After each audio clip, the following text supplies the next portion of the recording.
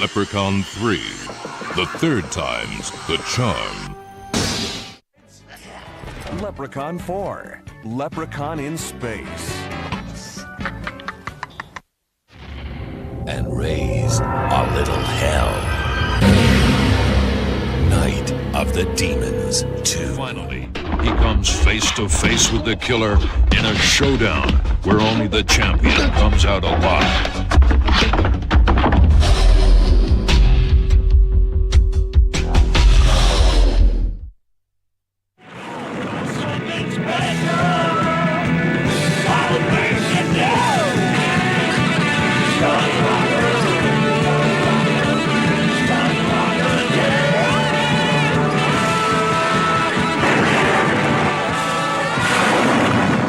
Stunt rock, the ultimate rush.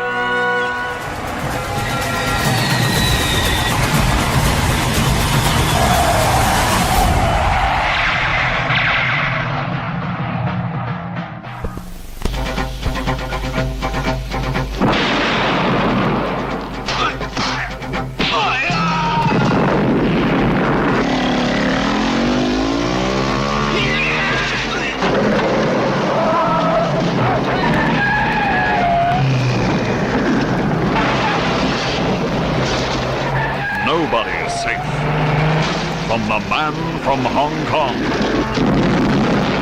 Listen, there's a Chinese cop in town. He's beginning to annoy me.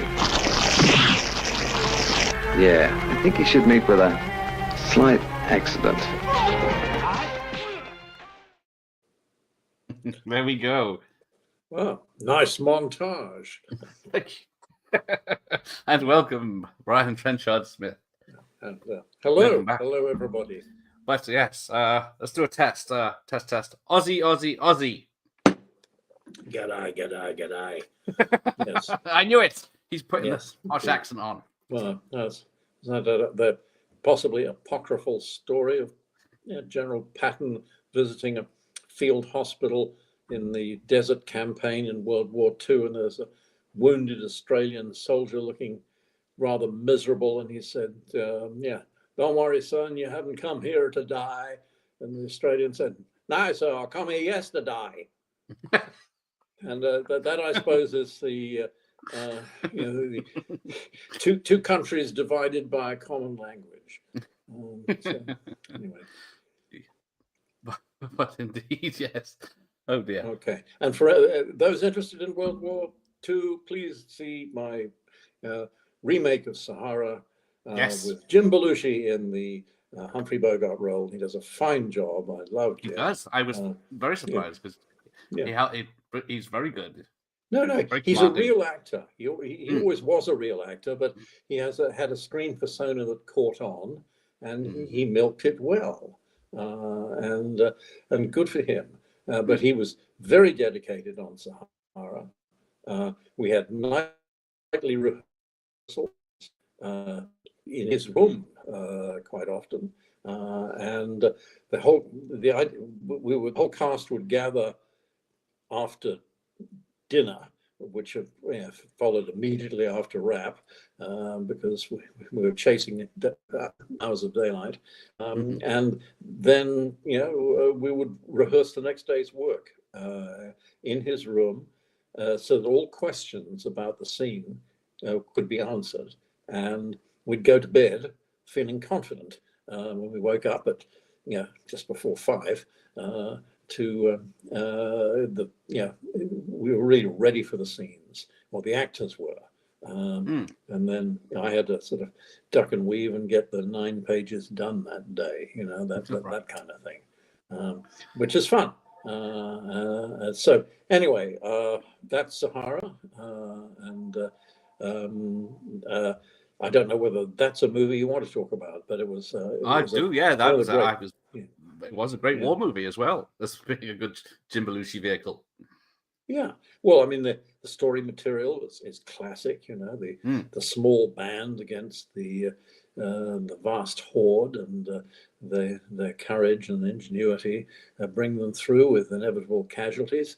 But for 18 days, and they had to be shot in 10-hour days because that's all the daylight we had, and it's a totally daylight picture. And there is one trench scene that was lit night for day. But anyway, that was fun. So Sahara was a good, it was a good 18-day movie, and everyone pulled together. And Jim he showed real star quality and was a team player. Oh, lovely. Because he started off with like James Caan in Thief and stuff like that. Yes, he's very good. Sidekick for a lot of people. He has a certain kind of character that he can do very well, but he channeled himself into, I think, a well-researched portrait of how maybe a career career 1930s soldier who always, who loved mechanical vehicles and had, it was like his horse, it was like the cavalry. And we tried to get that sense across that, the ethos of the cavalry had moved across to the mechanized or the tank track horse. Anyway, so and we had the only M3 Lee available in Australia. And it had to trek from Perth on a trailer all the way across to the east coast, 3,000 miles, to our location in Port Stephens, in the coast of New South Wales, 150 miles north of Sydney. No better place to do the Sahara Desert, I say. There's a strip of sand 20 kilometers long and just about 3/4 of a kilometer deep before the forest or the bush began. And in that nice vista, either way, you had the Sahara Desert, just rolling sandhills. That's where we built the mosque and did the whole thing, and we were 20 minutes drive from the hotel car park. So it all worked out quite well. Yes. And that's the way to do Sahara, I think. If you don't have to go to Africa, you just go to Port Stephens and go sit on that beach. And, should have called it Ice Cold in Sydney or something.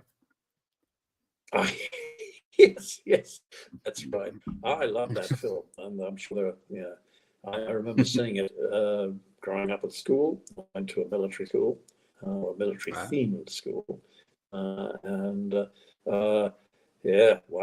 It was a good film. I did a trailer from hell on it. And if your viewership was unaware of that wonderful site, trailersfromhell.com, I suggest you immediately sign up. And go Dante. Indeed. Yes. Elizabeth will be very happy to see you. Anyway, but they've got a wonderful library and lots of erudite gentlemen and ladies who will inform you as to why you will like this film, or even why you'll enjoy hating it, depending on what it is. That is true. Anyway, I've done 90 odd of them, and so anyway, a little cinema history is important. Yes, it is. It's good to understand what people were thinking while they made what they made, how that impacts on cultural history. So I'm glad Trailers from Hell exists, and there's a certain amount of quite good cinema comment that is percolating on the web. But I just confine myself to very sporadic, Trailers from Hell now. I mean, I did 90 odd a month, and I'm putting time into other things. But I may do more. But I encourage other people to contribute, other young filmmakers. They're getting some quite interesting people recently, so that's good. Anyway. What else can I tell you? Well, I was just Mr. Dan and Horror just said that Sahara's on Tubi, the streaming service, so people can check it out there. But good, good. Yeah. Ah, Michael Massey plays Frenchie, is no longer with Wow. us. Anyway, if you look up his history, there's he has an interesting history, tragic in a way, but I remember him as a very dedicated actor, so dedicated that he completely fooled me that he was not French. Not only did he fool me, but he fooled the entire cast and crew and producer. Because I had said, okay, for the role of Frenchie, please, let's have a real Frenchman. So he had been rejected from in the auditions because, but he auditioned again as someone who was a real Frenchman, and wow, that's French, we all said, and we were in Australia getting the tape, he came over. And he came over speaking French, and he spoke like this. Very pleased to meet you. And he remained French the entire time. Only revealed to us on the last night before the last day of shooting that, well, actually, I'm from Auckland. It was a great shock to all of us. Anyway, poor Michael, he has gone to God. My chance to single out a performance that someone who really gave the difficult part did really well, and as he did throughout his career. And I'm just adding my little plaudit for what it's worth somewhere on the interweb. And so those who see it, take a look. And he captures the part, and in the full World War II cliche sense, he brings reality to it at the same time. That's all we're trying to do with Sahara, to try and celebrate. Sahara was a propaganda film, so and if you look at the original dialogue, it was full of classic World War II propaganda. Yeah. We tried to keep all the situations and relationships and attitudes that the characters have as credible and realistic in a World War II situation, but still have the flavor of the original. I think he captured Frenchie well, and as Belushi captured Sergeant Gunn. So all the cast did well, and so I used Jerome Ellis again in Seconds to Spare, which I will just point out is available for free on YouTube. God knows why. Surely somebody could be making a buck out of it. They did. I'd like another residual. No. Exactly. But anyway, it's on YouTube, and it's Die Hard on a Train, and Jerome Ellis basically steals the movie, and he plays opposite Jim Belushi and Sarah. Right. And Jim said, "Boy, I have to be on my game with this guy because he's really good." And Jim likes him. So Jerome, I remember Jerome, and I thought, well, I'm looking for a sardonic, James Mason-esque maybe a guy who could be the villain in Seconds to Spare, and he was great, and he stole the film from the lead. So anyway, what do you do? Okay. But hey, he was great. Anyway, another tip of the hat to another actor. So I'm sure you have other questions. Yes. Dr. Impossible says that, not forgetting your masterwork, The Siege of Firebase Gloria. Yes, which is a very great war film again, but Nam this time, isn't it? Yes, I'm so pleased you like it. Thank you. It was very good. Yes, it's another one I'm very proud of. That was 35 days or 36. I don't know. Who knows?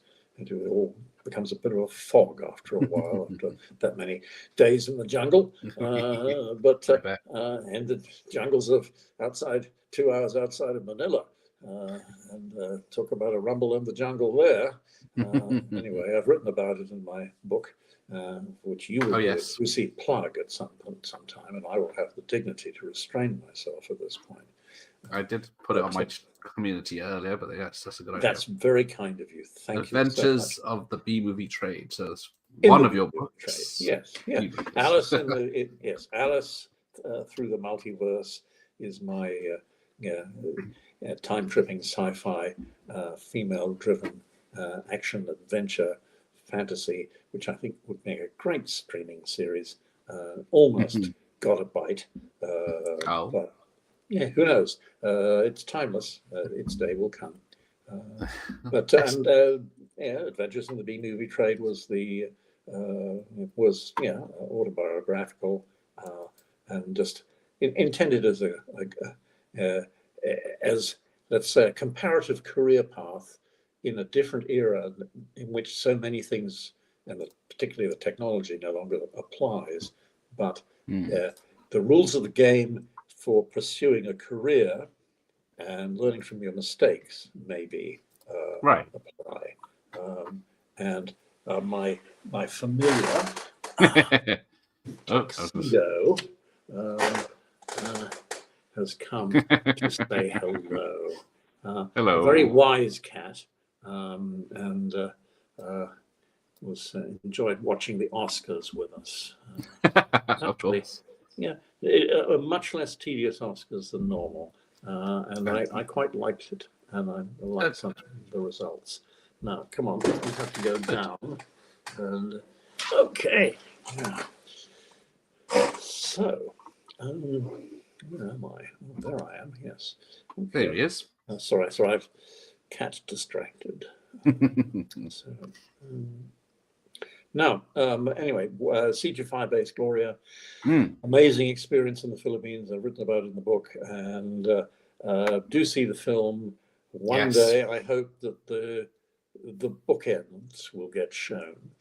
The opening and closing of the film that was intended, but at the insistence of the then distributor, was considered to be unpatriotic and too much emphasis on our former enemies, and this thereby eliminated a lot of my underlying theme, which was war and reconciliation, where two people who meet in hand-to-hand combat in the Tet Offensive during a horrendous battle, and then meet 15 years later. How do they feel about each other?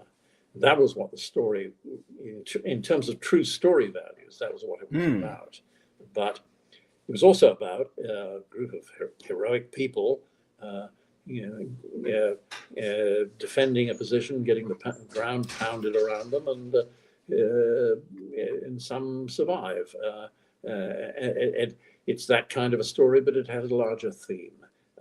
But they took away the larger theme, but I tried to reinsert it when I knew this was being done by adding narration during the sound mix, by the lead character Lee Ermey, whom I had intended to narrate, but more sparsely, so I wrote more and inserted more, and we were doing the recording in LA, and he came and did it, I wish, in hindsight, that I'd gone to do my original narration, in case I could ever get those sequences restored, but in LA I had no access to the cut that was in Australia, and but I could have found a way around that, but I failed to do that. However, I have recorded it against a VHS recording of those scenes in very poor quality. So my original intention exists and one day maybe it'll find its way onto another Blu-ray re-release, or I can Yeah, that'd present be great. it at a festival in the UK. Would be a good idea. Yes. Yes, love to come back to the UK. Well, you're in Germany soon, aren't you, or June? No, I was in Germany for Oh, that- Retromania right. a couple of years ago. I'd love to go back. The Retromania guys are fantastic, and yeah, look, there are groups of people in various places that seem to like my films and seem to want to hear from me. And as you know, I hate a chat. I know, yeah. And I can oblige within reason. But I'm going to be busy on another job for the next few months, and on a future occasion I will tell you what that is. But it's kind of fluffy. Anyway. Well, we'll look So, forward to yeah. But anyway, so the war films are good. I'm proud of them. I'm quite proud of Britannic, which is my World War I movie. Which, Yes. lo and behold, yet another one being thrown away for nothing on YouTube. Where are my residuals anyway?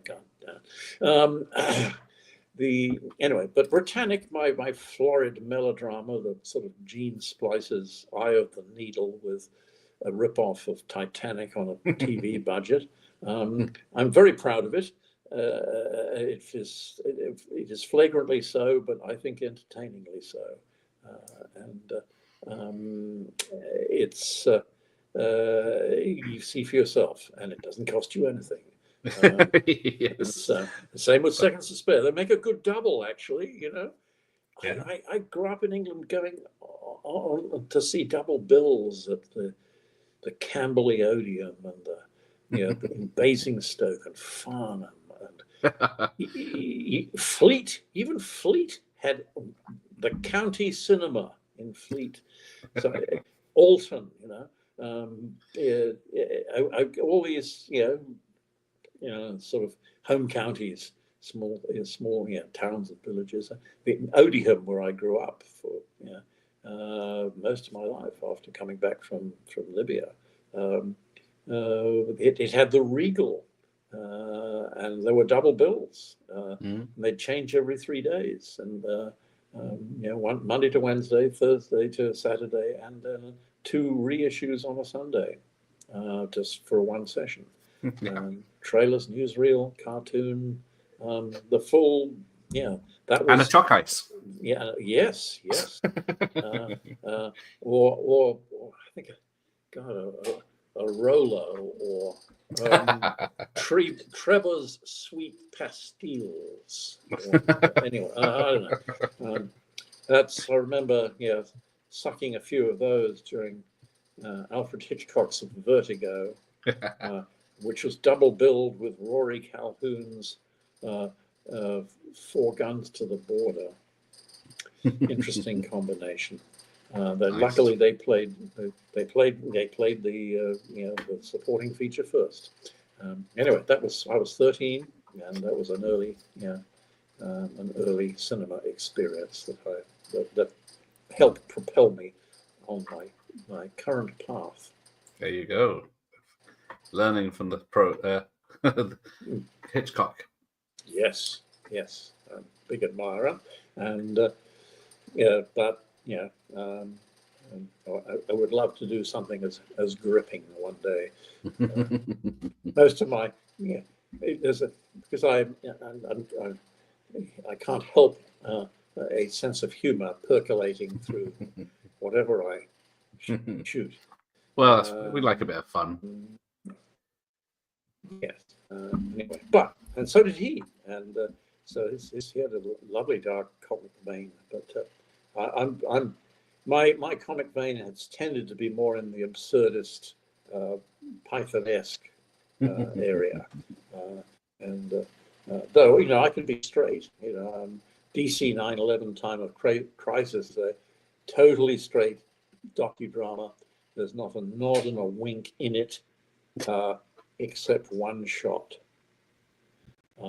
which is the moment that George Bush flubs a line in a speech that he made at the school after receiving the news, the first speech he made, and he misspeaks, as understandable in the circumstance. And my actors, who are all liberals, as was in the entire cast, and we're playing Cheney, Vice President Cheney,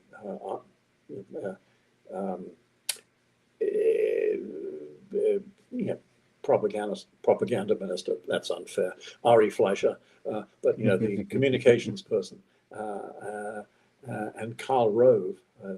Anyway, they did see no evil, speak no evil, hear no evil gestures all at the same time. One was doing this, one was, and then the other was, and they did it simultaneously. And I just included just a smidgen of it.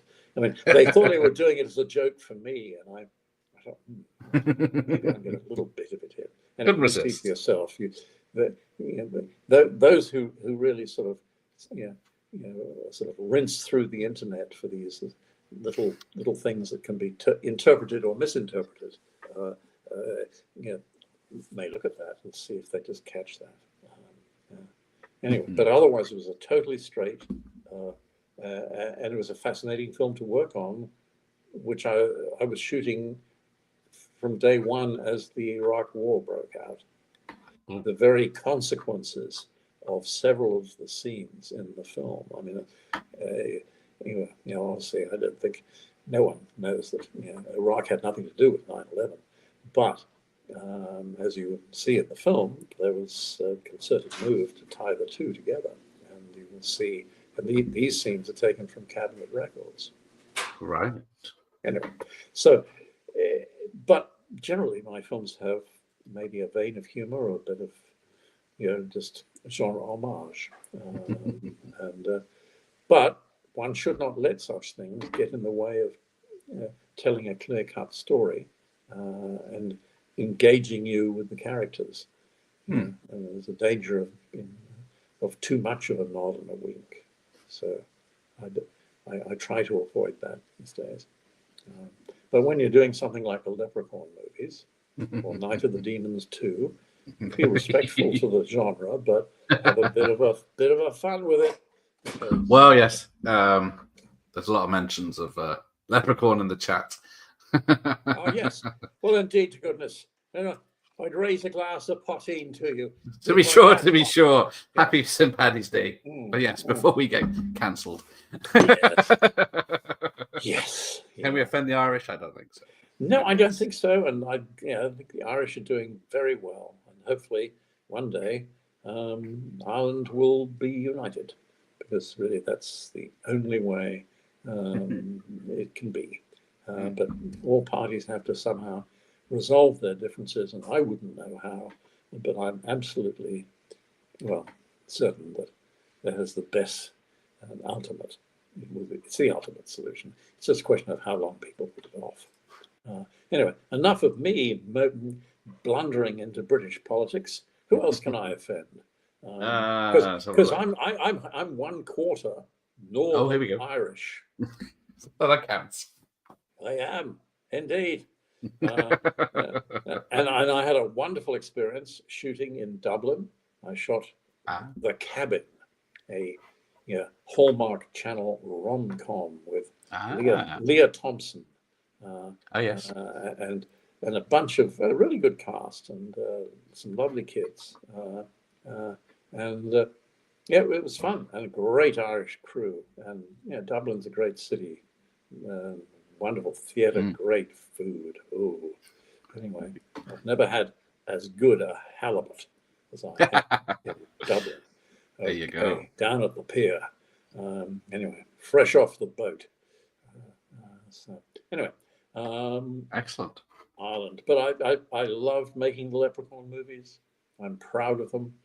And they seem to grow in stature with the years, strangely enough. People are actually finding them funnier. I guess they're finding some of the meta references. I'm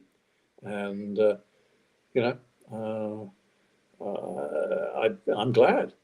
People are finding Turkey Shoot funnier. People are finding dead-end drive-in, yeah, somewhat disturbingly prescient. It was. It is again. Yes. Anyway, so look, I'm glad people are finding chuckles in my films, and chuckle on, I say, and I will endeavour to make you chuckle with the next one. There you go. The Mom and Pop Video Shop have just ordered your book, The Adventures in the Boo Movies, and yeah, they used to watch and love Frog Dreaming when he was a kid. Yeah, but it was The Quest in the States. I think it was. I can't remember what it was called here. I think it may have been Frog Dreaming, but yeah, it's got a few names, hasn't it, that one?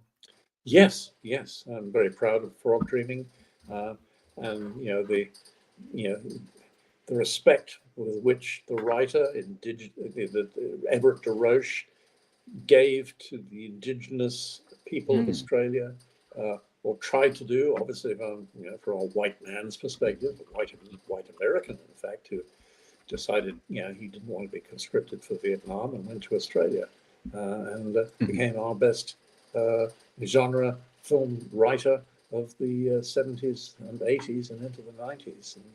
And Frog Dreaming, I was very, very lucky to have the opportunity to do. And it still pleases audiences today.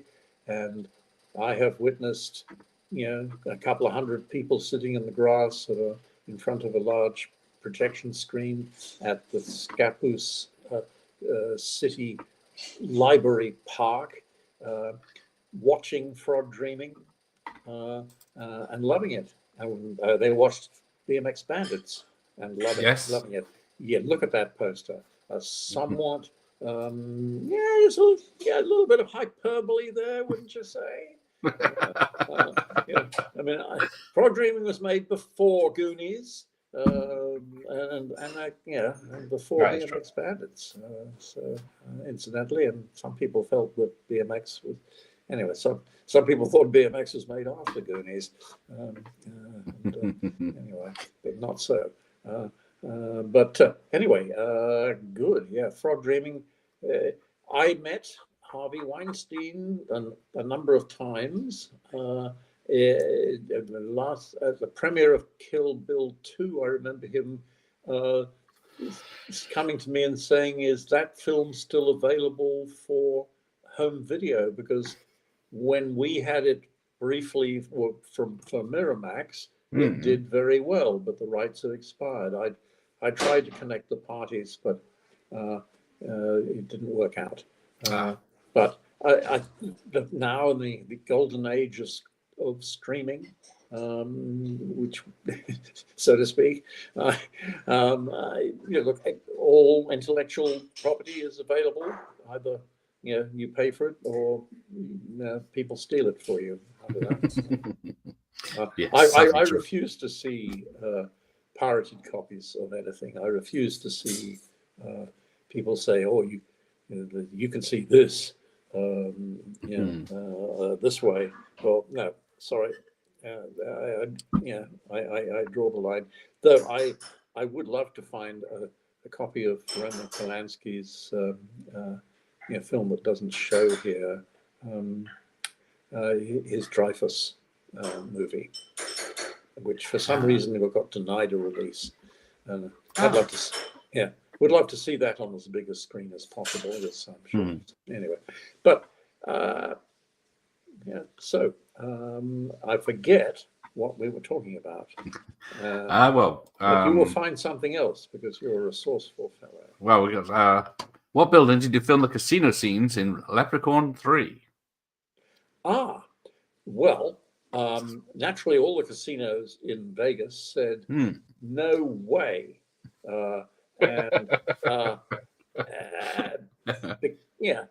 Because ready-made location, walk and shoot. Exactly, yes. But so the Ambassador Hotel, where Robert Kennedy was assassinated, and the night before, I arrived in America the very first time in 1968. But that's another story. that took place at the Ambassador Hotel, and many years later, in 1993, we rented a section of the Ambassador Hotel, as did two other film companies. And all three companies were simultaneously filming in the Ambassador Hotel. Right. In our 14 days that we spent there, and then I did one night of guerrilla shooting in Vegas with Warwick, and limited crew. Well, I think a total of 7 of us went there, so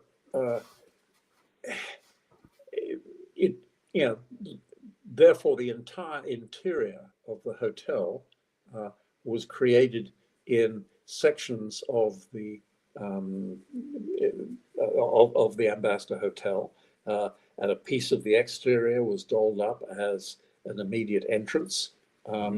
We did some street scenes where the car broke down on Wilshire Boulevard, just shooting against oncoming traffic, which is oncoming traffic in Vegas is oncoming traffic in LA. And we just about got away with that. It would have been nice to do it across from the Luxor, but that would have meant I would have had a more complicated shoot in Vegas.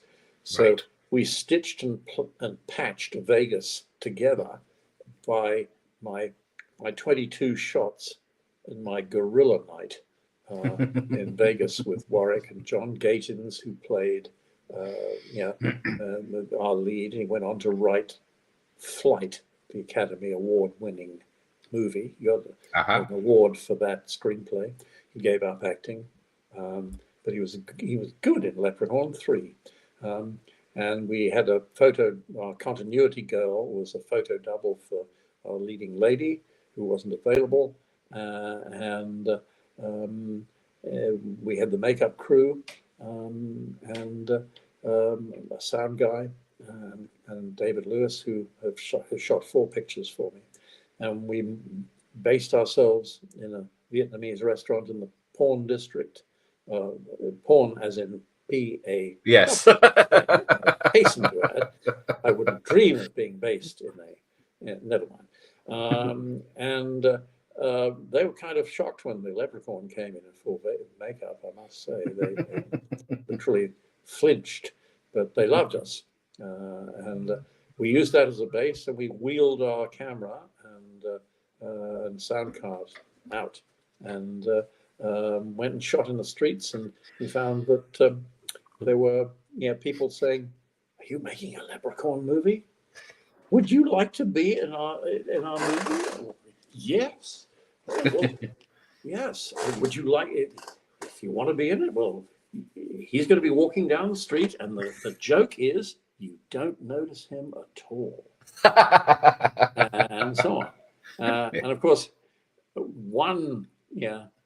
course, we had to do that when he's trying to get a ride out of town, and of course, putting him on a street, the main drag through Vegas, and put him with his thumb out and expecting no one to stop was possibly, without crowd control, police or anything like that, wasn't really what was going to happen. So wishful thinking.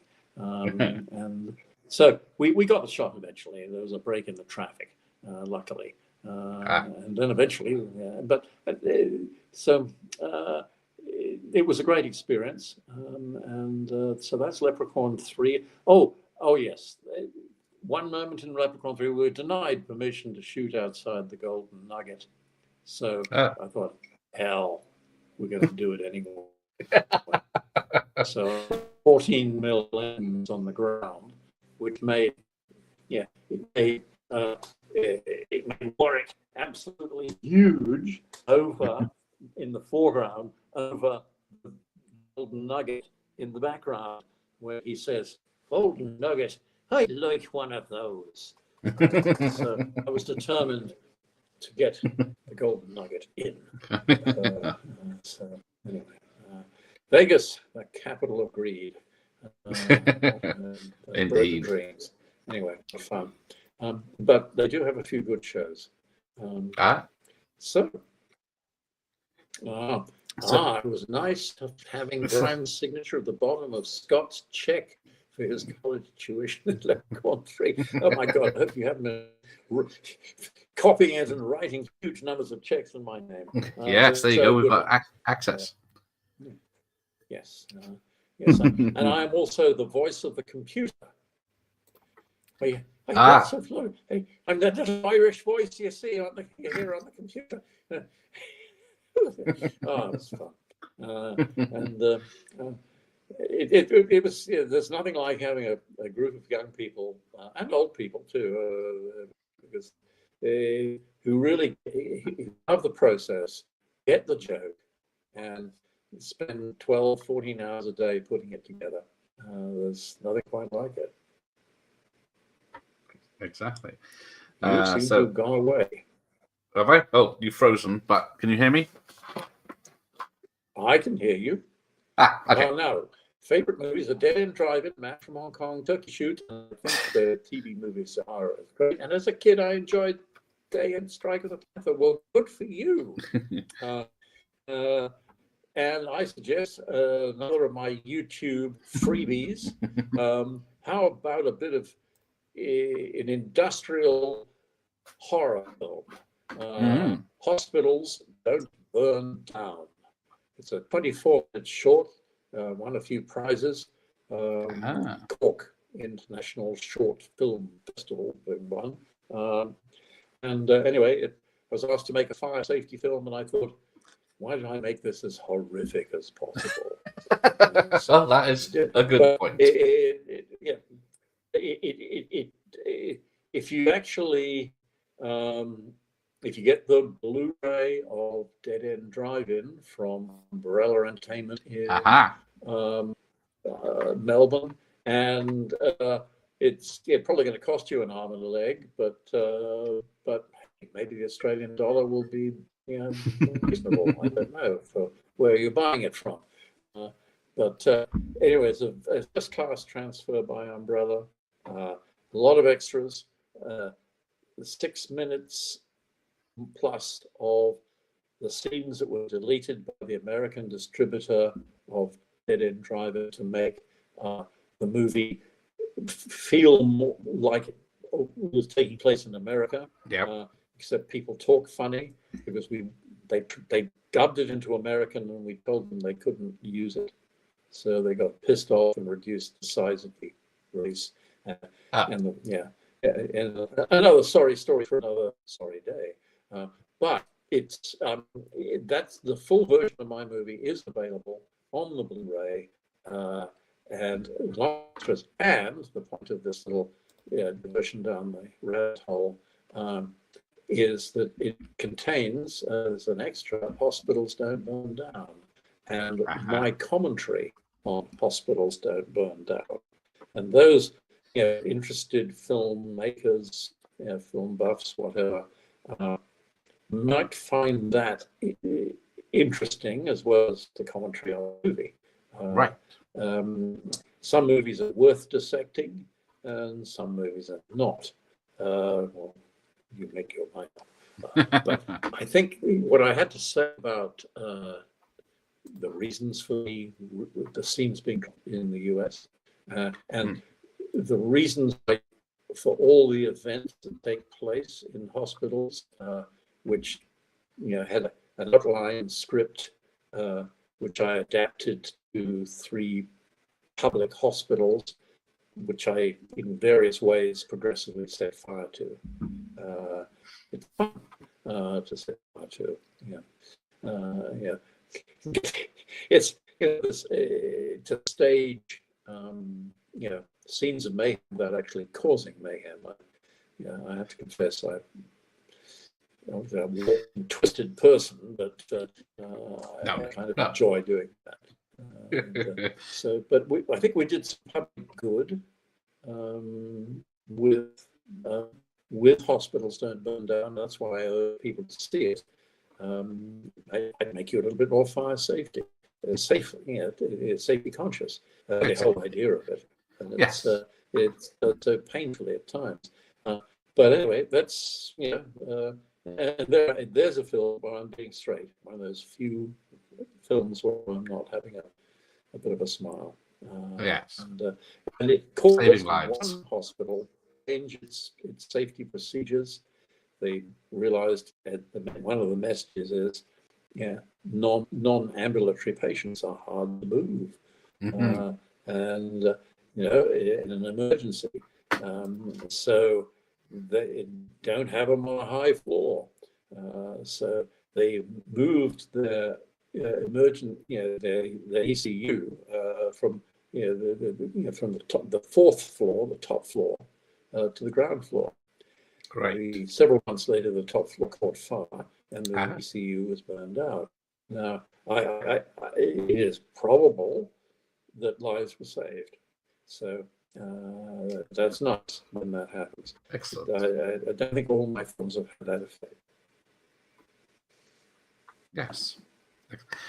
Now, what about censorship, especially in the UK, when your stuff like Turkey Shoot has 6 minutes or more cut out of it for the Turkey Shoot for the UK release? Yes, and somehow the correspondence between me and Enterprise distributors, Enterprise something, and the BBFC. I think that was Furman. Yes, Furman. That's him. I can't find my copies, and I'm sure there's more. And I don't know whether you can ever access the BBFC's files, but they were pretty savage with it. But they, as a result of a particular plea from me, they put something back in relating to, I think it was maybe to do with the scene where the kid gets burned to death. Right. And I think they wanted to cut the whole thing out and not have the reprisal at all because it was too horrible.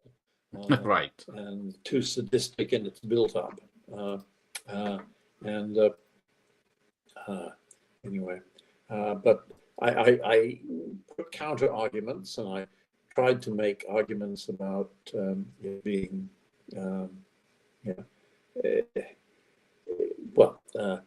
the whole film had a kind of a tongue-in-cheek quality to it. It was a bit of a black comedy, but I don't think a censor responds to an argument that, well, look, this is 1984 meets the camp on Blood Island, and they play the most dangerous game.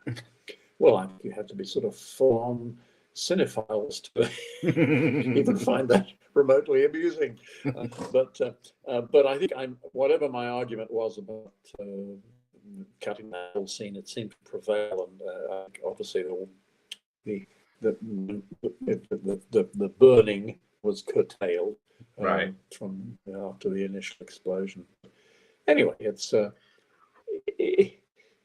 I tackled the film with a kind of an absurdist eye, but there is certainly a sharp tonal shift in that particular scene. It's the most unpleasant scene in the film because it has such reality to it. And whereas there's no reality to any of the violence, and there's no reality to the violence in The Man from Hong Kong, yes. or Night of the Demons 2. Yes. Yes. Anyway, we watched that last night on the channel, and then everyone's enjoying it. A lot of people say it's the best one of the franchise, of the 4 or 5 of them, or whatever there are now. Well, if I may quote a wonderful British actor, and if you can tell me the series that he acted in, you could very well say that, but I couldn't possibly. Now, do you know that one? To Kill a King. This is F.U. Prime Minister Urquhart. Right. F.U. Urquhart. Did you see that great series? Must have played very well in the UK. Must have. But not in my house, I guess. This was the This was the. I'm sorry. Thank God I'm getting really into the weeds here with the Brit, but I managed to see these things, even though I lived outside of England for so many years, so I think I saw that in Australia, and introduced it to my American wife after it was in the early 80s, I think. Yeah. And anyway, To Kill a King, it was a three-parter, and it became House of Cards. To Kill a King was part of House of Cards. Okay. House of Cards was remade as a series in the United States with poor Kevin Spacey in the luckless role of Richard III. Anyway, funny how things turn out. Anyway. Good actor too.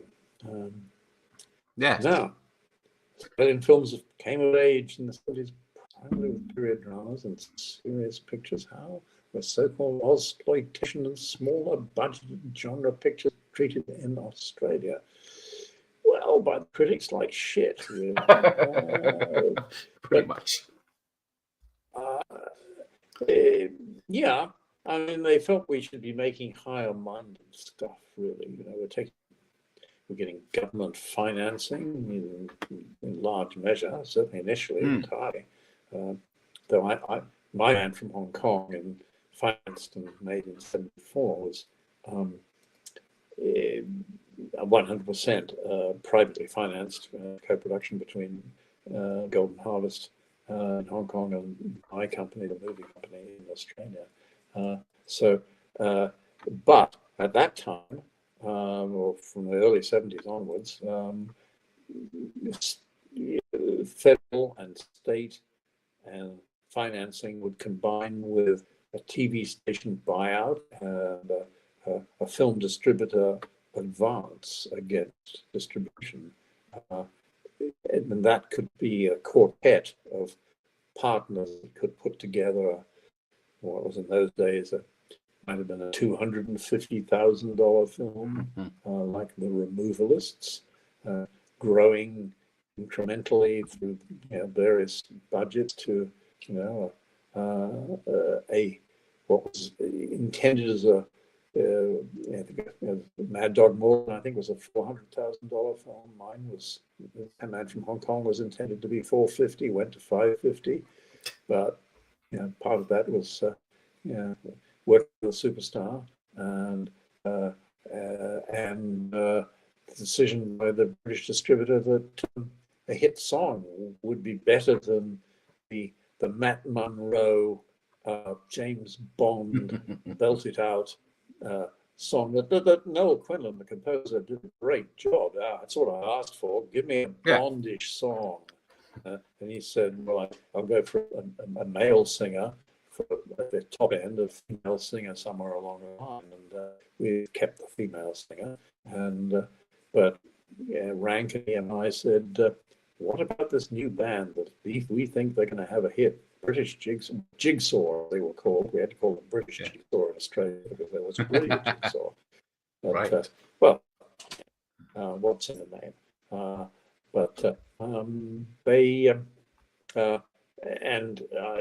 I said, well, commercially, it makes total sense. Who am I to say no? Let's do it. And I flew to London, and they put down a 4-minute version and change for the opening titles, and a 2-minute version for the single. Richard Hewson, who arranged for the Beatles and for Simon and Garfunkel and others, he did the arrangement. I think he's responsible for that terrific opening riff that the song has and the film benefits from. We did that in March and had it in Cannes at the end of April. Had it in Cannes in May. And it sold for its budget, and though my hangs still, as all stars in this business. And then went into release, but it did come 6 months late in the Kung Fu cycle.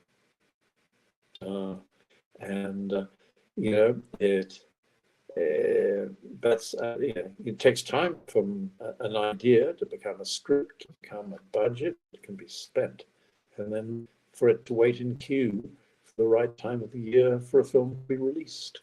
Yeah. And it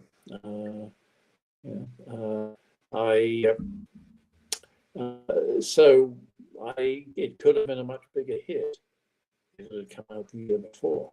I would have had, I devised it in '73.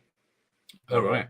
It was to be a vehicle for Bruce Lee, and I had the opportunity to negotiated to make a documentary about him, and I flew to Hong Kong for that purpose with a cameraman following me the following day, and we were going to spend 6 days there and do this. I discovered he had died as I touched down for refueling in Jakarta Airport. Oh. And the night before, which was kind of a shock and very sad for the world, his immediate family, obviously, but for cinema as a whole, because I think you can see enough talent in his direction of films that he did make. Yeah. And enough in the footage that he left behind before it was turned into the fairly appalling Game of Death. Not the Game of Death he had in mind. But if he'd made the film that he wanted to make, and if he'd lived long enough, he would have been ridden on the back of the success of Enter the Dragon, and written his own ticket, and written his own creative control. And what he might have offered, he might have, put Chinese cinema and Chinese culture, Chinese thinking into the world consciousness ahead of the impact it made once Jackie Chan really got going. And then there was Crouching Tiger, Hidden, and so forth. So there was an opportunity there, but it took a while for Asian cinema to really take root in the West and not become just the curiosity it was when I fell in love with it in the very end of the '60s, and Chinese boxer, etc. Anyway, I see you had the big poster of Man from Hong Kong, which won the best poster design in Europe in 1975, yes. And that made me disappear down the Man from Hong Kong rabbit hole again. The memories surged, but we lost Jimmy. Never got the opportunity to reconcile. Pity. Though he did send a message through someone who worked on the Mel Gibson picture that I think Tim Burstall did in Taiwan, Attack Force Z. Yeah. I think Jimmy played a Japanese officer and he sent a message back that he thought our film was good, and he kind of regretted. He said he was probably thought I treated the director badly. Yes, but I didn't. That wasn't important. I was gonna get what I wanted. Well, I was getting as close to what I wanted out of him that I could, and survive and not have him take over. And defeated, well, with my producer, defeated his attempts really to take over. Right.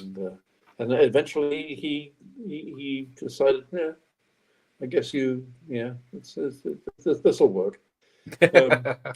Though, once we were in Hong Kong, he was, he had to keep showing that really he was the boss here. Right. And that these were all the fight scenes. Yeah. And the fight scenes were choreographed by Sammo Hung, because Sammo is the real Kung Fu guy. Jimmy is a good athlete and a good street fighter. But Sammo is a good choreographer. Choreography is the key of fighting. And once you've got the choreography down, then you know where to place the camera so you can shoot the punches and the kicks and where you can really see the impacts. Anyway, we got through it. A bit of a learning curve for me. I had, in Australia, I had both Russell Boyd, David Gribble, and John Seal. And if you look up their credits on IMDb, right, I was definitely benefiting from enormous talent that continued to flower after 1974 when we shot it. And look at all those, the career of many of the people on that film. So I was very lucky to have. Yes. Excellent. My first film, where I was kind of learning on the job, which but I had a very clear vision. I'd written the film as a 90-minute trailer. The trailers were what I grew up on. Right. As a young man in England, wanting to see the trailers around again. They'd start you could go to the movies and you could stay all day. They just play the program around. There were times when I would go in, see the trailers, the supporting feature, the news, the film, and then at the very beginning of the next section, they'd play the trailers again. I just stayed around because I always wanted to know, why did they choose that bit? And when I've seen the film, I was fooled, or there's not nearly as much action as they suggested, or not nearly as much horror or blood. Oh yes. Not that you could show blood in a U certificate trailer in those days. Anyway, but do you have any connections with the files of the BBFC? No, not that I know of, but I wonder if any of your viewership yes. does. Now, you try and access some things online, and some things you can get. Yeah, online. some things you can pick up, but some stuff is restricted. There's a lot more. I did the audio commentary on the Blu-ray release of the lost and then found and restored 1930 two-strip Technicolor film Mamba. And that's something maybe some of your cineast friends might want to take a look at. Everybody was trying to shoot color, after sound. There'd been two-strip Technicolor, but they hadn't shot full. They'd done sequences, and they hadn't done a full film. Right. And because it was expensive, but they retooled the technology and they made it. Fascinating stories about two-strip Technicolor. Anyway, I go into it a bit in the film and in a blog I did, which I think you can probably find on my website. I don't know. I recently find up My Father's War, a tribute to the Greatest Generation, and that's on the head of my website. I must delete the old copies sometime, but buried deeper in the files for those who are really obsessive about these things, which wouldn't encourage anybody to be, of course. You will find things I did on censorship, and that's why censorship is an obsession of mine, and I'm seeing it coming back in the most insidious way. Yes, I was going to ask you about that. AI.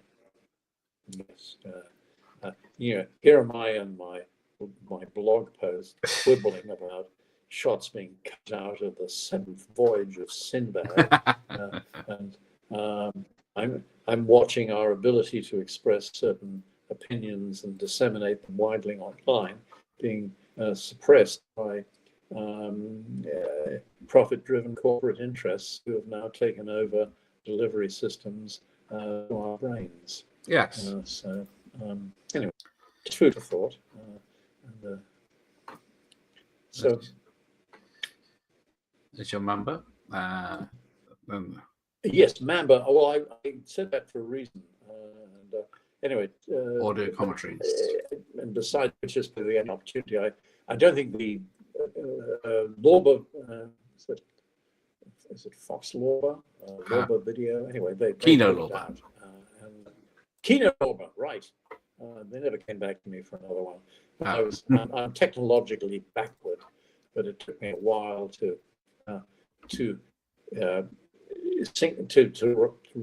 research, write, and record, and synchronize it to the picture. But I managed. It's a very interesting picture because it's not a racist film; it's an anti-colonialist film. Right. And so, yeah, and now I think I've returned to the reason I mentioned this whole thing, because I theorize in my commentary that Cy Raker Enfield, the director of Zulu and the writer of the very first screenplay for Zulu Dawn, saw this film when it was released. He was probably 17, 18. Everyone went to the movies in those days. And these prints got bicycled around everywhere. They, probably were pretty tatty by the end of their runs and missing chunks. But there is, you can see aspects in native scenes and in the attack on the fort. You can see, someone wanted to make a colonial saga as a kid. And I wonder, I don't know, he wrote a book which I haven't read. Cy Raker Enfield wrote a book about his life. He was a book-listed writer.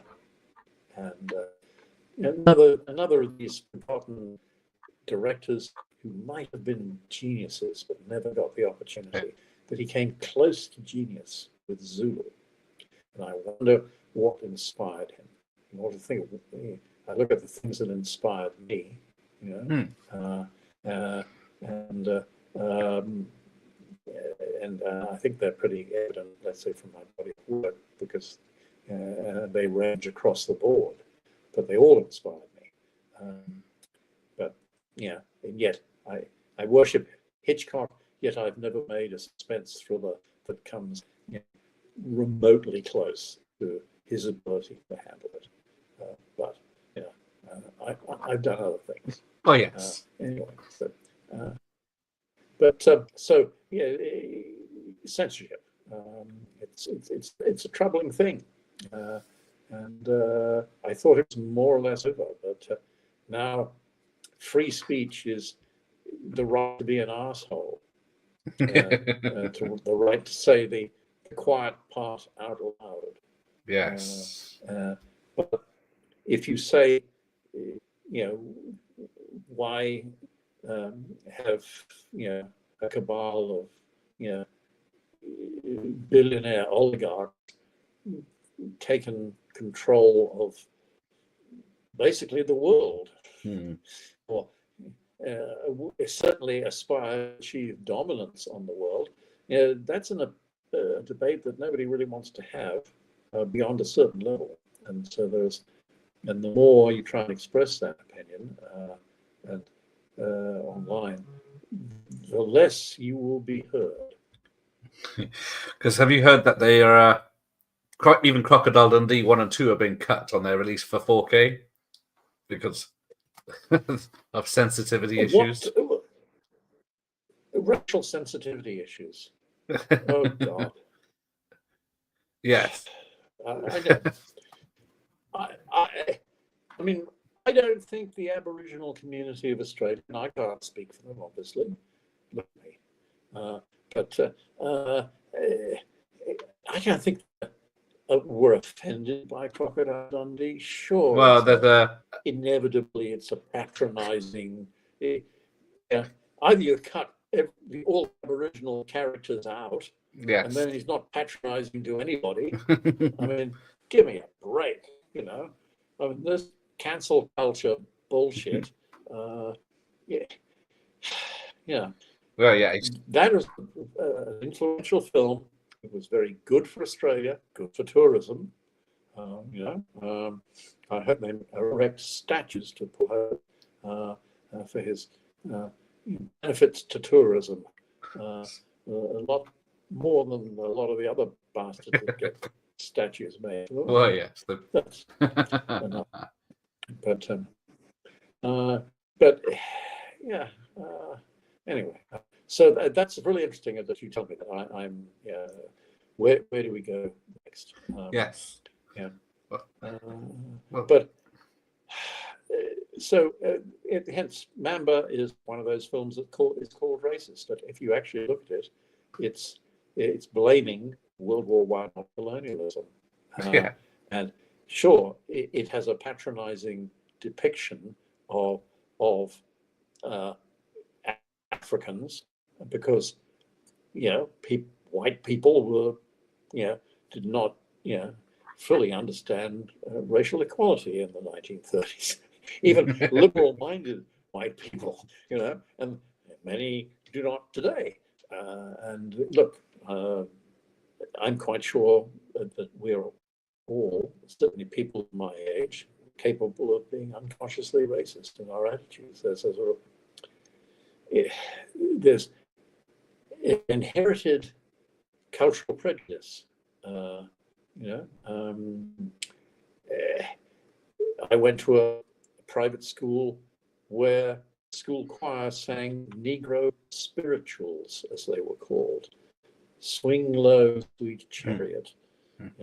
12 little kids singing this. There was no education about slavery and the monstrosity of slavery to kids growing up. Maybe as we sang at eight years of age, we were too sensitive to learn the true realities of what slaves went through. So these are the elephants in the room that people did not point to. So and you have to become aware of the realities of life. When you escape your cultural imprisonment, shall I say. And by leaving the UK and going to Australia, the land of my father, I, having been raised a conservative,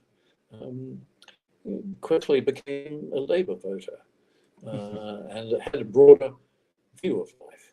And by travelling, I became an internationalist in my attitude and realised that we're all citizens of the same planet, and there should be no reason why we should be fighting each other, and we should find a sensible way to divide the spoils and enjoy them more. And I know this sounds quite sort of utopian and what has he been smoking? But I assure you, it's actually my philosophy is the right one. And now we are seeing the world trying to divide up the spoils again. Well, I hope that goes well. But what do I know? I'm just a picture maker. And I express myself through films and my writings. There you go. But I watch the current geopolitical Marvel comic drama with interest and concern.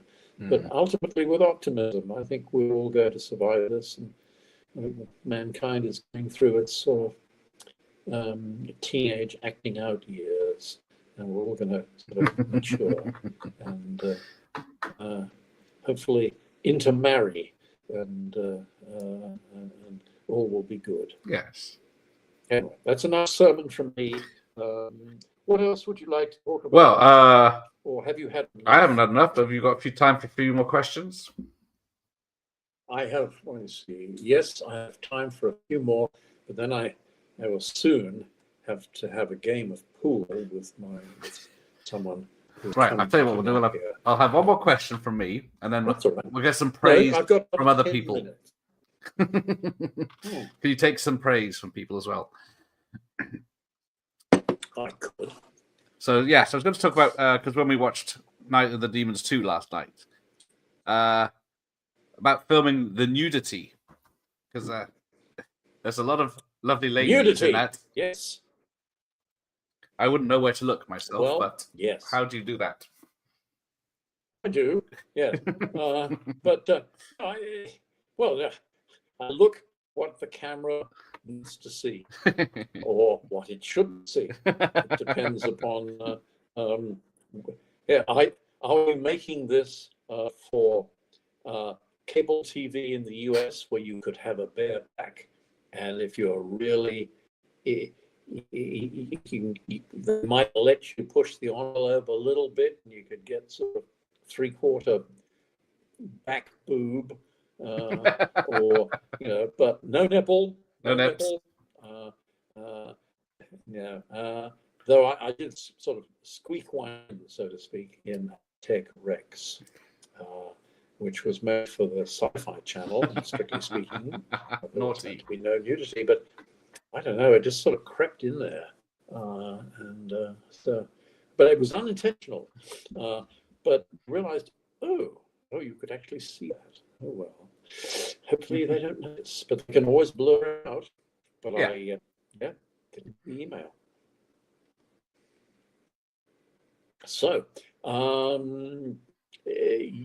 nudity. Well, the important thing is to make the participant, who is not generally volunteering for this, but it is made a condition of employment.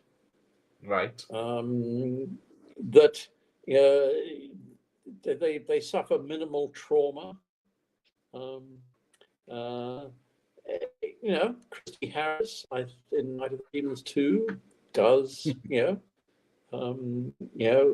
frontal topless nudity. And she's beautiful. And she asked me how do I feel when I reveal my top for the first time. It was really asking about how to play the character. But I hope my answer had other effects as well. And I said, be shy but proud. And apparently that was helpful. Good. I'll have to remember that.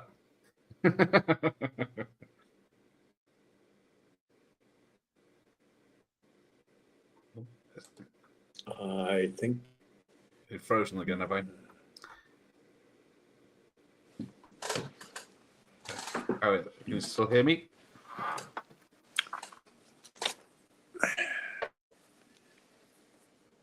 Hello?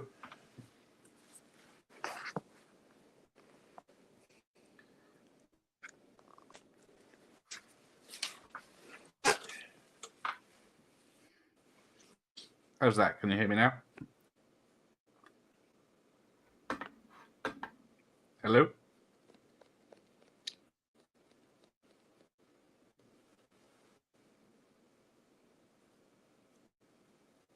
Hello?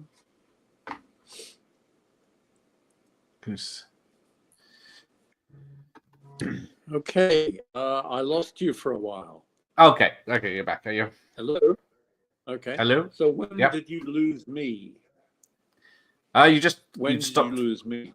just before you stood up. Before I stood up.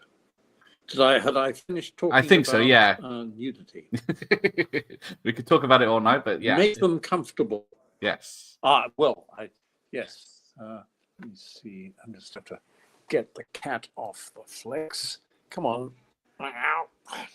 Look at this. Come on. Off. Nope.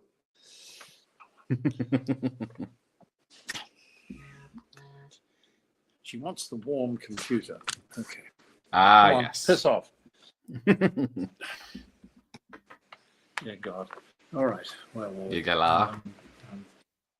yeah. Sorry.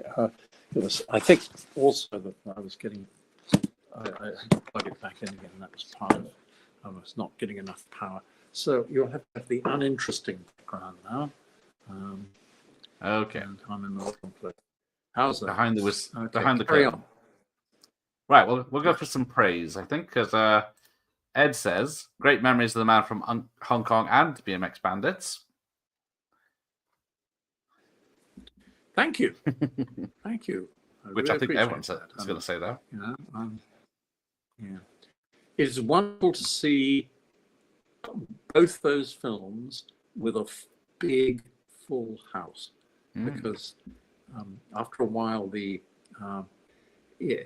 there's something happens, the mood, it becomes infectious, they get the joke, and they express, they hit all the notes. Right. And I saw The Man from Hong Kong with 1,000 people at the Karlovy Vary Festival, I think at 2009. Nice. And with English surtitles, Czech surtitles. They played in English with Czech surtitles. And to see all the jokes land and the punches and the groin kicks, to see those land is a joy to any filmmaker. So that was an experience. And BMX Bandits, I would go and attend some afternoon screenings in its first run in Sydney in George Street. The Rapallo Theatre had been demolished. What a pity! It was a classic in its day. And just to see a full house of kids just just going apeshit over the kiss scene is a joy. Anyway, well, thank you for your appreciation. So Stacey says, this is a dream come true. Never thought I'd be able to see an interview and ask questions with one of my favourite filmmakers. Oh, thank you. Well, good. Well, any more questions? I'll just get through these because you're a passionate movie buff is what a reply to one of your things earlier from Ramon. Kadagan Wolf loves your movies. He says hello. Is he a Dutch filmmaker? Who's the Dutch filmmaker? He's a Dutch film buff. Someone. Dutch film buff. Oh, I see. So he would know Verhoeven films like Soldier of Orange. Soldier of Orange, yes. Yes, because I was invited to cut Soldier of Orange down by 20 minutes because it was too long. Oh, okay. And I said, that is silly. Don't do that. It's 2 hours, 15 minutes. And they wanted to get it under the 2-hour mark and it would make it more distributable, they said, or bookable in theaters, etc. And get it back to an good old-fashioned, World War II movie, which it is, really. But it takes its time developing character. And anyway, so but I managed to refuse and still get the people who asked me to do it to put money into the next film. Excellent. So, anyway, but it would have been terrible if that great Verhoeven film had been before it had been seen outside of Holland. It had been shown in the full version in Holland. Okay.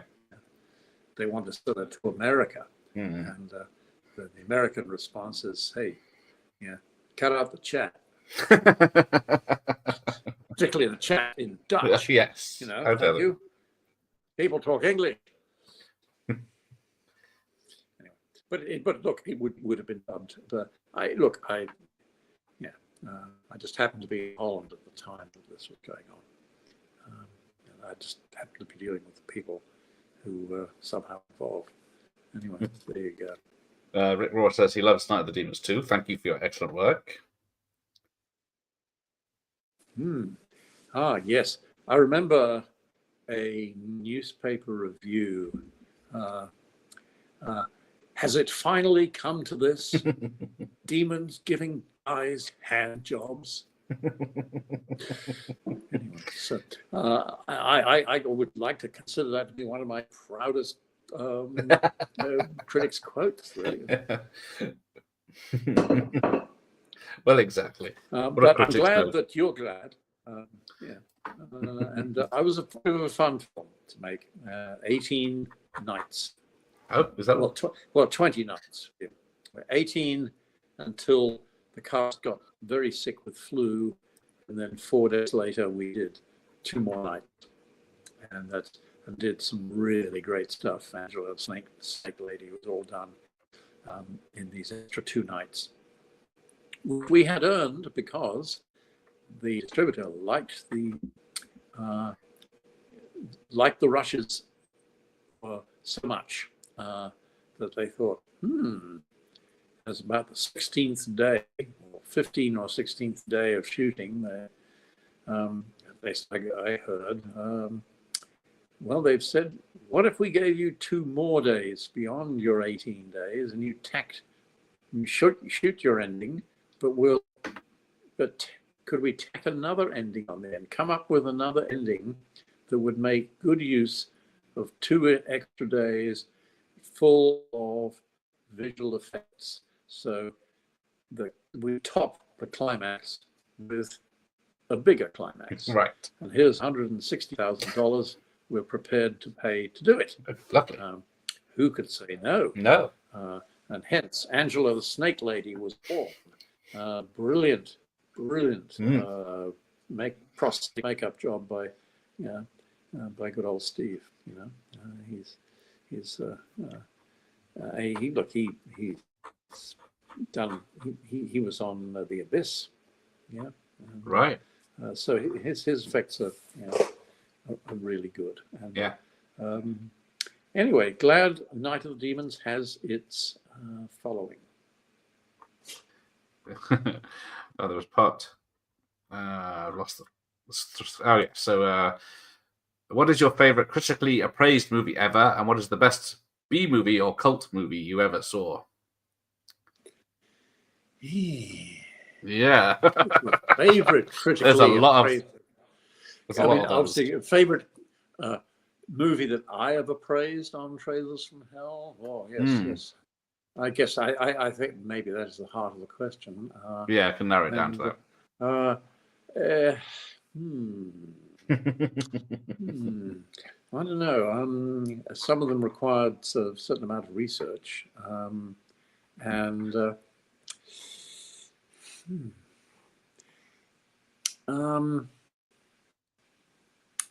gee.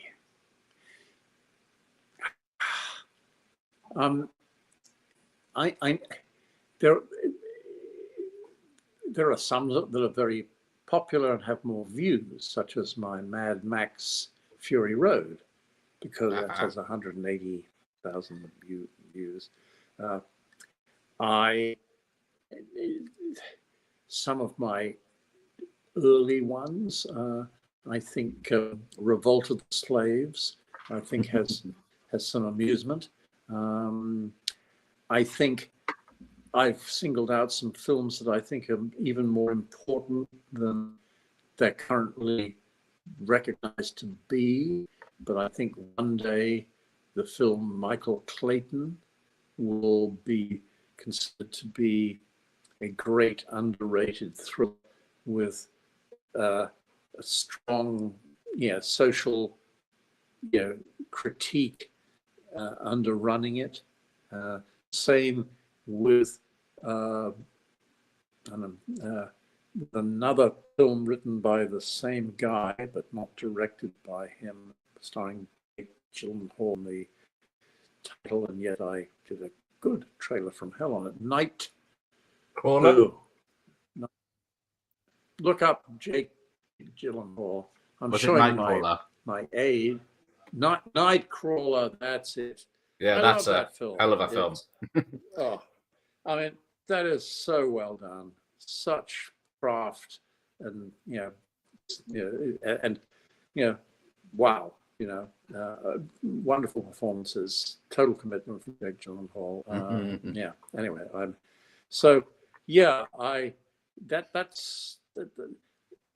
I put a lot of thought into that trailer. I put a lot of thought into Atomic Blonde. And I think Working Girl is a good analysis.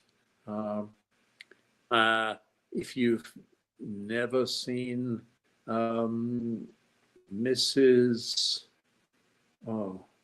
Something Lives for a Day, Mrs. Pettigrew Lives for a Day. Right. One of those neglected comedies. But who does not love Amy Adams? Well, that is true. This is her at a comedy peak. Well, I think she probably still is at a comedy peak, but she's certainly in a prime. And look at her in Night Bitch. Look, it's amazing what she did with that role on Netflix. Anyway, I digress. But anyway, so, next. We'll just say Gambit says hi, by the way. Hi, Gambit. So, Movie Club movies. Your VHS covers are iconic in the exploration of the VHS era. You are in a mix of pioneering the effects of the time, a great trend of 80s in contemporary horror right now. Are you consulting?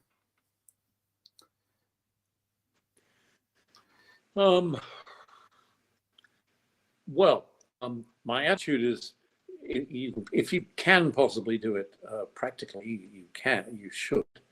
But nowadays, of course, the stunts we used to do practically are done much more safely with CG, and the technology has reached such a pinnacle that it is becoming photo real, and with the right sound effects and editing, you suspend disbelief, which is, after all, the filmmaker's ambition. But I've done a lot of CGI work, and I stopped using live ammunition. I stopped using blank ammunition too. I stopped using live ammunition in the 80s. Stopped using blank ammunition really in the 2000s. Right. I think I was trying to think. I really didn't think. As soon as digital could do photoreal, muzzle velocity, cartridge ejection, smoke, then why, particularly on a TV schedule, right, or on a short schedule, much simpler, move faster. If you can make it real in post, fine. So, but I mean, I think some effects I've done totally digitally with the right people are really very good. I don't think the effects of Aztec Rex are very good. I'll just leave it at that. But when I did effects with Steve and Monique Blasini, BFX image work, which is not working at the moment. They're doing other things. Right. But when they for 20 years they were my go-to people for visual effects, and on low-budget movies.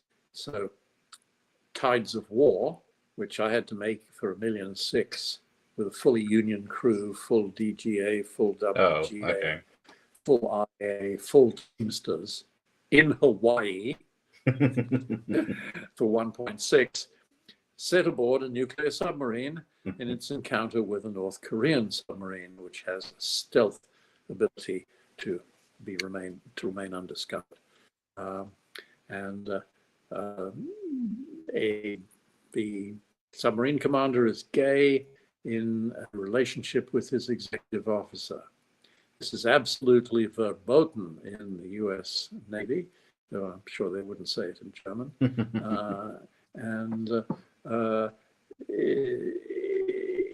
And so we could not have Navy cooperation. They didn't mind him being gay. You just cannot fraternize with a junior officer, however attractive he may be. Anyway, so I had to make the film in two versions: a gay version and a straight version. The gay stuff is very light; just they kiss in a pool after a little swimming contest while swimming naked, and you never see Adrian Paul's magnificent manhood, which I have seen. Anyway, I made sure that those 8 frames were cut out of the underwater shot, and no one will ever know.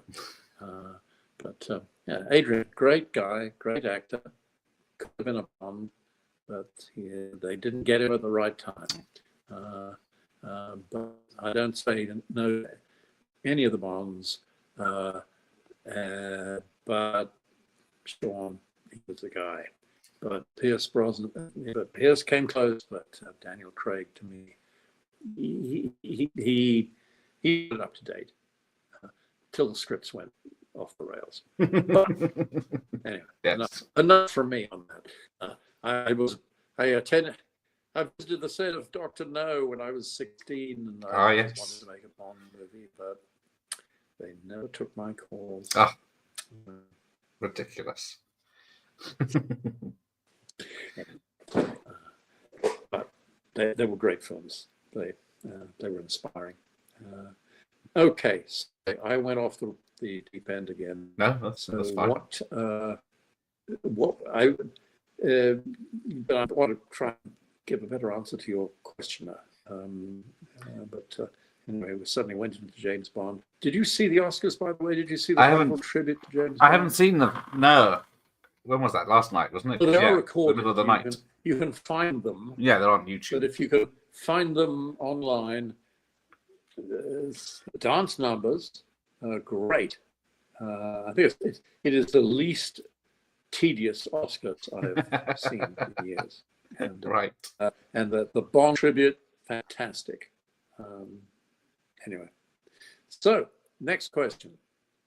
Well, Aussie stuntmen, are they as mad and risking their life more than any others, as much as like the Asians or Chinese ones? Because some of the stuff they do in like even the Mad Max films and in your films, they just give life and limbs, do they?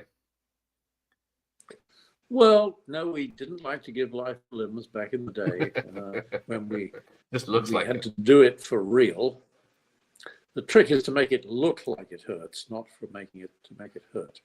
To make it look like it's death-defying, dangerous, but not to be death-defying. Well, to be death-defying, but not to be dangerous. So, obviously, it requires particular skills. You do not ask someone to get out of a cable car 600 feet above the valley floor in the Blue Mountains of Sydney and by hand, without a safety rope, climb down a 50-foot length of looped rope and then stand in the loop at the bottom. No. And then climb back up again, unless you really know what you're doing. have total confidence. Obviously, the weather is right, no wind. So, generally a stunt or a danger shot, whatever way you wish to put it, needs careful examination in advance, and all the problem areas predicted. What could go wrong? What could go wrong if just this little thing happened? Is there a ripple effect from that, etc.? So this is what all action sequences need to have as a study before they're put into action, and that's what we did. And while we had a few little injuries, we didn't have anything which you could regard as serious. 2 broken ankles on the same stuntman. A motorbike collided with him and pinned him against the vehicle he was standing beside. I didn't know he was deaf at the time. I was not wearing his hearing aid. But look, it shouldn't have happened. Precautions should have been taken to make sure it didn't happen. But Grant Page was not a madman.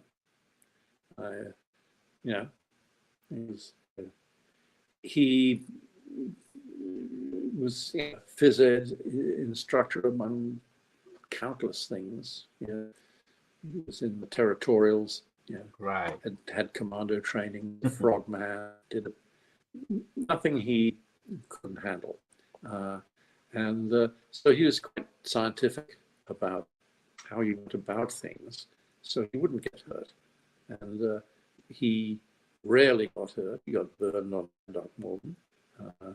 That's not my movie, but and you see what happened in Stunt Rock. I acquired footage behind the scenes of the accident, and it's also mentioned in Not Quite Hollywood. So, but he was not dangerous, and the stunts in Mad Max 1, while they cut up the envelope, he just knew exactly where to push it, and therefore he did most of the dangerous stunts on Mad Max 1, and he did, I think, 90% of them with his leg in plaster from a broken leg achieved on his way to set on the second day, I think. Anyway, but not his fault. Truck just turned in front of him, because the truck was driving into the 6 a.m.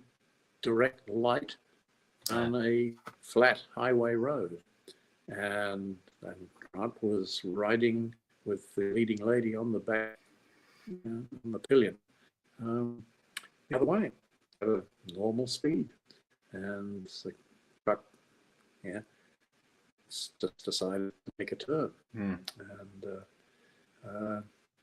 he slid under it, bounced off the rear tires.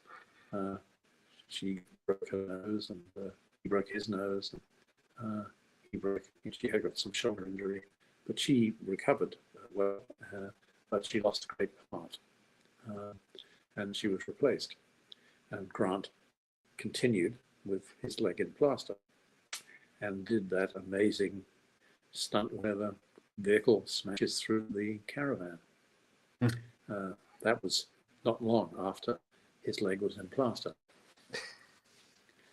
Anyway, it was an amazing film, made for $400,000, and George Miller was a great talent, and as we have seen, it's a pity Fury Road did not do the business they hoped, but and all films costing too much money, and in a more discriminatory marketplace, you really have to be careful when you bet the farm. And You make a Barbie, you make an avatar, you do well. But you go north of 100 million, certainly you go north of 150. You better be right that the audience wants what you thought they wanted 2 years ago. Anyway, there you go. But I'm not running a major studio, and they wouldn't have me. So look, I just want to point out that if I have a slight injury to my tongue at the moment, and that's why I've occasionally been a little sibilant. And it's actually not that my false teeth are falling out, because actually, currently, they are not false.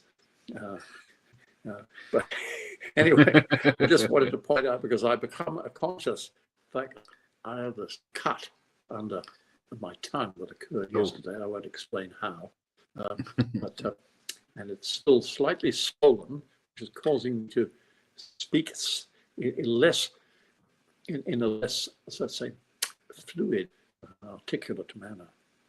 So, no worries.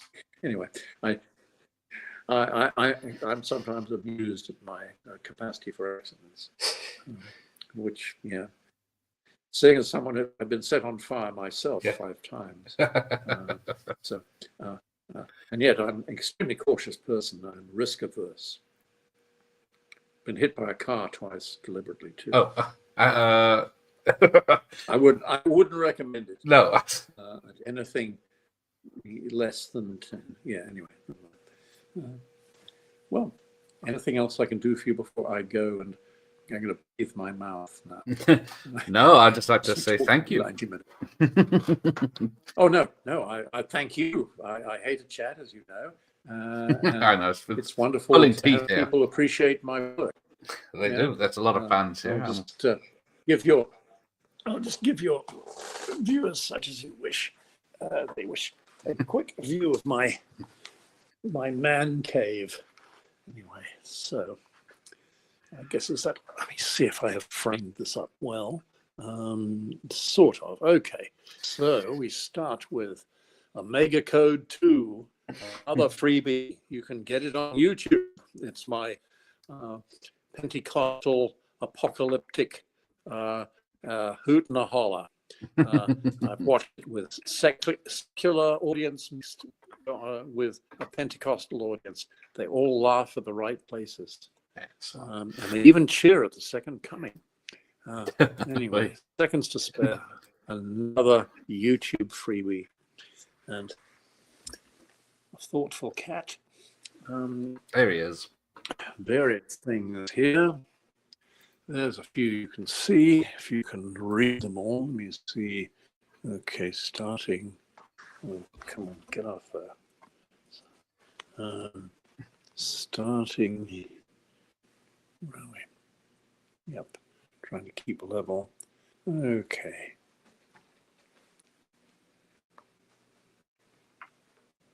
Excellent.